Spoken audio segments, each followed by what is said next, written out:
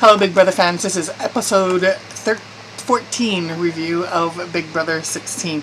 Well, Brittany was sad that Donnie was the one against her. He was the one person that she was hoping she wouldn't have to be put up against because she did not want to have to campaign. Yeah, you could say, well, you don't have to campaign, but, really, when you're in there, you've known these people for all of 30, I think it was 33 days or whatever at that point in time. And you are vying for $500,000. So, regardless of how close you think your relationship is in that house and how real, how fast you get to know one another and whatnot, you still have to keep in the back of your mind the object when you came into this game was to play for $500,000 for whatever your reasons were. And of course, she drove it into the ground. She did it because she's a mom. Just in case you didn't hear that 4 billion times, I did. But bless her heart, I did feel bad for her. So Derek went to talk to Donnie and said that he is safe. And then Donnie thinks that Derek may be the kingpin. So don't let the little southern, backwoods drawl fool you. The man is no dummy. Cody then talks to Donnie, and Donnie says that he thinks he was put up because of, perhaps a bigger alliance. So he tried in his awkward way of trying to get some information, but he was he was blocked on that front. Brittany goes to Caleb as she feels that he has an influence in the house. Little does she know, unfortunately, he hasn't had influence for at least since Devin left, if not before that. But Caleb goes to his alliance, thinking that this is 2 weeks ago, before the, before the bomb squad was blown up. I just don't get it. When it was blown up, did he not get the memo that it was no longer an alliance and that they were all just kind of doing their own thing, and that he really isn't ever called into any alliance meetings any longer with Amber? I mean, they happen to be in the room at the same time, and they do happen to talk games sometimes, but it's never anything, and, he just continues to be clueless and creepy. But he goes to talk to them and say, that Brittany has, fought to be there harder than anybody, and feels that, that she should be the one to stay. Anyway, Frankie gets called to the diary room and found out that his grandpa had passed away and lost his battle with cancer. And that was a touching moment. I mean, it is very seldom, that they interrupt the game to give news from the outside. The last time, if I'm not mistaken, well, there was that Evil Dick thing that because my memory is bad, but if I'm not mistaken, it was like a friend, something happened and they interrupted his game. And then the one before that was when the towers fell on September 11th, and one of the house guests' cousins was in the tower when it fell. I believe were the only times that game was interrupted with news from the outside. So, it's interesting that they opted to do that, considering the fact that the third line into the letter, the mom said, "Don't leave, stay there," and continue to play. Anyway, we come back and Julie asks Zach what he thought about, Caleb taking the money. And he said he was okay with it because he wanted the trip to Germany. Caleb had been asked just prior to that, what was going through his mind to take the $5,000 versus, the veto, and he was like, oh, there's things going on back at home that, could use money and blah, blah, blah. But I know that they talked a while ago, and this was before he was being chosen by Brittany to be her house guest to help, that, if at any point they needed to be in there and they didn't need the veto for themselves to go for the money. So once again, proving the fact that he is, still living like 2 months behind, or 2 weeks behind in alliance time. Sorry, I can't seem to get my words out. Anyway, she breaks it to them that the have-nots this week are going to be the laziest people in the house, and I found it funny and almost quite ironic that when Christine was asked who she thought would be the laziest person in the house, she said Zach, and Zach wasn't one, and she was. Hilarious to me. Thought it was really, really funny. So Nicole, Caleb, Christine, and Derek were on the bottom of the pile.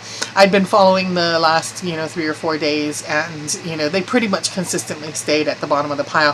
Had Brittany stayed, she would have been way up near the top of the pile, because she did almost 8 miles of walking back and forth doing that soccer ball that night that she had to do the 24 hours. And then, of course, during her recuperation period, she stayed in bed pretty much the entire that evening and the next day.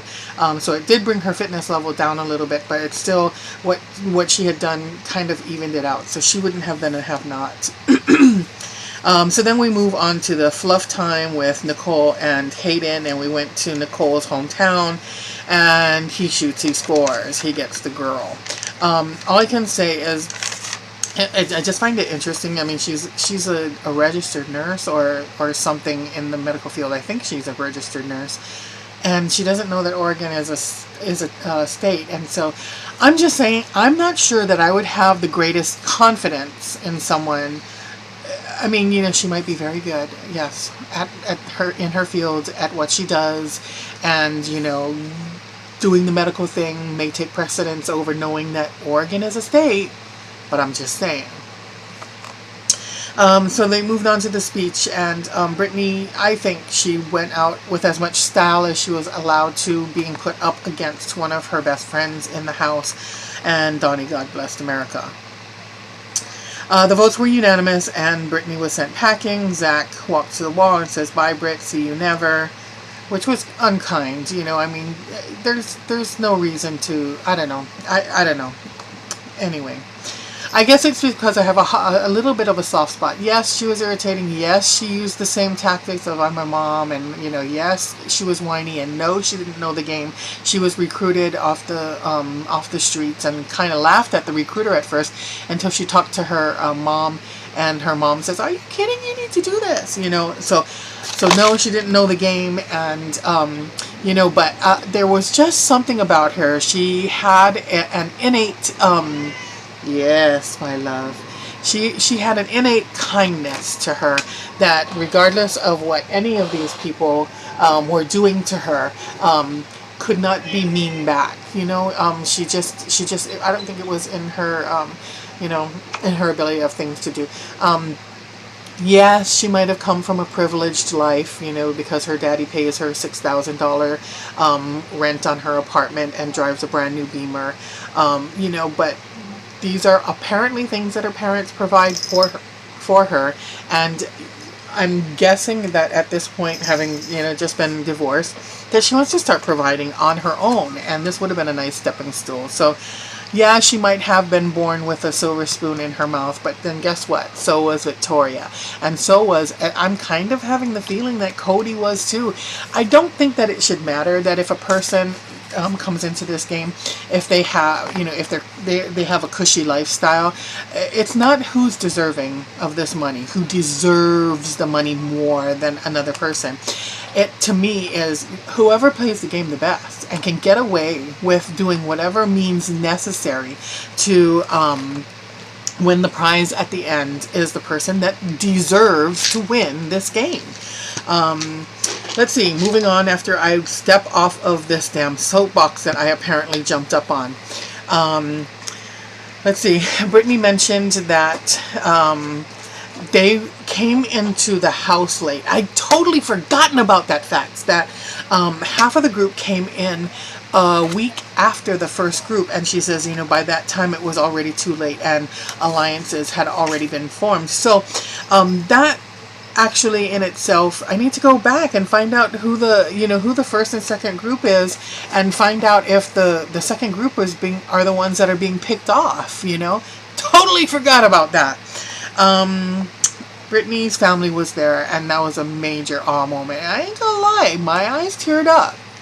She had missed them horribly while she was in the house, but she kept her eye on the prize, and she knew that she was there for a reason, and it was for them. So, missing out on, major things for these kids' lives was for the bigger, better end of the light at the end of the tunnel picture. And she kept that always, in sight while she was playing. Yes, she played with her heart, but she always played up here. So anyway, the HOH this time around was called Country Time, and it was a made-up country song that would describe a competition that had already been played, and it would have either been the HOH competition, the POV competition, or the BOB. And why is my... Anyway. So this is something that if they knew ahead of time, and I saw Christine kind of working this, they really should have used this pairing of people to their advantage. So anyway, first up was Hayden and Christine won. When Christine was up there, she was told to choose the next people to play, and at that point you could see where it was in her head, because she said sorry, but she wasn't really sorry. She chose Donnie and Jocasta, knowing that if you pit one of your team, your alliance, against someone who isn't in your alliance, it'll knock that one person out. Yes, you're taking the chance, but you're also not putting both of your alliance members up and knocking one of the other out. You want to keep your alliance heavy and strong, and I think a couple of people forgot that as they went into it, because but anyway, Donnie went into it, he won, and then he chose Frankie and Caleb. Frankie won, and he chose Amber and Victoria. Amber won, then Amber chose Donnie and Derek. Derek won.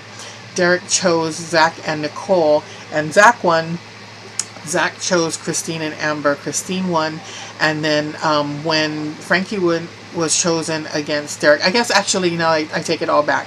Christine didn't have to choose two team members until the very end, when she kind of sort of had to.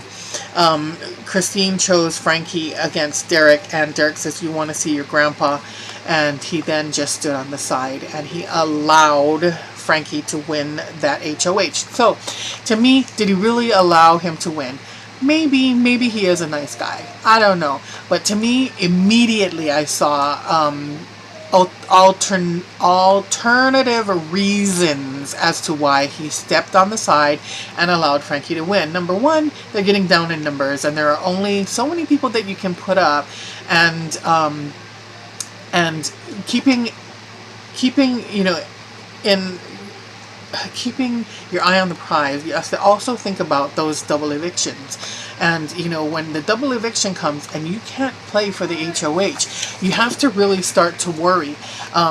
Also, when you're not HOH, you don't have to nominate anybody, and then you don't irritate people and start to piss them off and put a target on your back.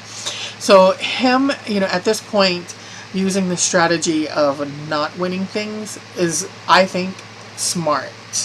At least from my perspective. I think keeping a lower profile and not, getting that target on your back, and not getting swept away with, the power and whatnot, is very smart on his part.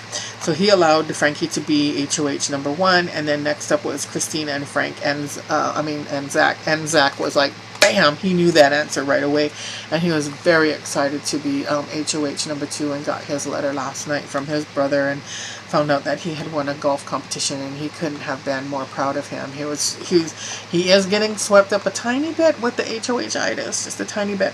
Anyway, the Team America mission is to play the Puppet Master to get two guests to argue during the POV or the nominations ceremony. And that is the end of that episode review. Oh, there was one thing that also said, that Julie said that if the have-not ended up being the HOH, they would not be a have-not. I don't know if that meant that they would then take the next, laziest person on that on the list. But see, if Derek had won, he would have not had to have been in the have not room. So there's that little give and take right there where, had he decided to really go for it and play and not let Frankie win, he could have had the possibility of having a week of not being on slot. But he had already said that he was going to volunteer, even though they didn't quite know that they were going to be assigned to being a have not, and they've kind of been training themselves ahead of time to get themselves used to being taken off of real food and being put on slot. But anyway, that's the end of this, and it went way too long. I'm sorry. New pictures. I've been kind of slack. Life has been kind of taking over lately.